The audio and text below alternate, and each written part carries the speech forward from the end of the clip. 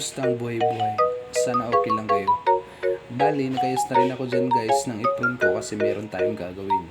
Bali, magprepare tayo ng mga kagamitan sa station natin at magsuot na rin tayo ng gloves dyan guys. Bali, dito naman guys, meron tayong gagawin. Nag-drop nga pala ako ng isang manok para sa teriyaki kasi meron tayong order. Ito yung main station ko talaga guys, fryer. Bali, kung makikita nyo sa isang video ko guys, na nagmamaki tayo o gumagawa tayo ng sushi, bali ikaw ang pumalit ng station ng kasama mo kasi nag-break time kasi sila, kaya tayo na lang gumagawa.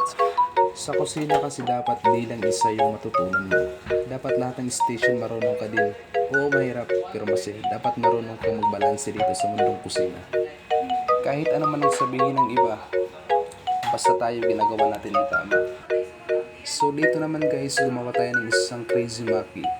Papakita ko nga pala sa inyo guys kung paano gawin ang isang crazy maki.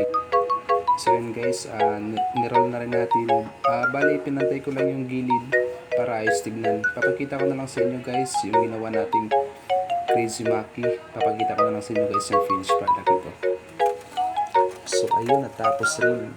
Pasensya na po kung medyo malayo yung pagka-video natin para makita nyo naman sa malapit yung ginawa nating crazy maki. Salamat guys at ingat kayong lahat. God bless.